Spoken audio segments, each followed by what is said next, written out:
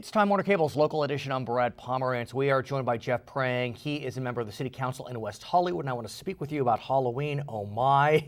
Halloween is such a huge event in West Hollywood. How did this start, and why is it so darn successful? You know, when I first arrived in West Hollywood in the late 1980s, it Okay. was just the bars and the clubs kind of overflowed, and the city began closing down like a block of the street just to deal with the crowd.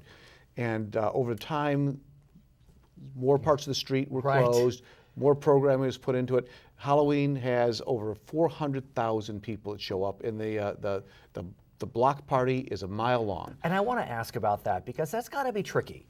You know, you think about public safety, you think about intoxication, and yet, as a general proposition, everything seems to go smoothly. Everything has always gone smoothly. We usually have a few minor arrests for drunken public.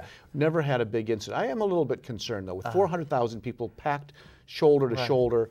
I have a lot of trepidation of what would happen if there was a panic. People could be trampled. But why is it we don't have that? I mean, what is it you would think? I mean, this is Halloween in West Hollywood. Well, we put a lot of planning into it. There's a lot of security. We try to do to program the streets so that concentrations of people are split up. I see. Although I have told my colleagues on more than one occasion, I said, would it not be a wickedly successful event if we had 150,000 people? Do we really need 400,000? But it's not your, I mean, people come, they flock. They come from all over the place. And even though it ends at 11 p.m., but people are still streaming in till the middle of the night. Right. I want to get a sense what this does for West Hollywood economically. How does it benefit the city? It doesn't. It's a drain. Really? Yeah, it's a net loss. Is it because folks aren't buying? Well, a couple reasons. There's a few places, a few clubs and bars which are really, really successful that generate a lot of money, but it costs us an enormous amount of capital in law enforcement. Plus, businesses everywhere else in the city lose money. Sunset Strip is kind of empty because people don't want to come to West Hollywood because parking and traffic are so bad. So then why do you do it's kind of counterintuitive. But it is a big signature event. It's taken on a life of its own, and it's just one of those signature events for the city of West Hollywood that we continue to I want to speak about another hat that you hold. You work in the assessor's office in Los Angeles County, and it's amazing to me that we have seen increases in the value of property all the way back to 2011. Yes, that was the first indication from the property standpoint that the recession was over.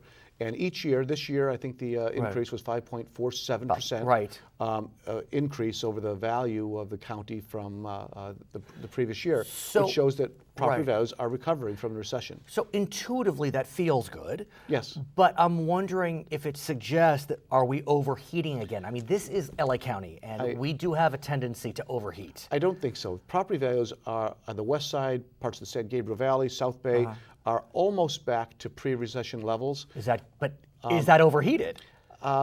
I think that's getting us back to where we left off and stabilizing those values. It doesn't feel at this point, it is a slow restoration. And there are still big swaths of the county, particularly the northern part of the county, where property values are still underwater, where they're still less than their Prop 13 values. So can the assessor's office, can the tax collector, can the county work with those that are still struggling? Or the nonprofits? I mean, what happens?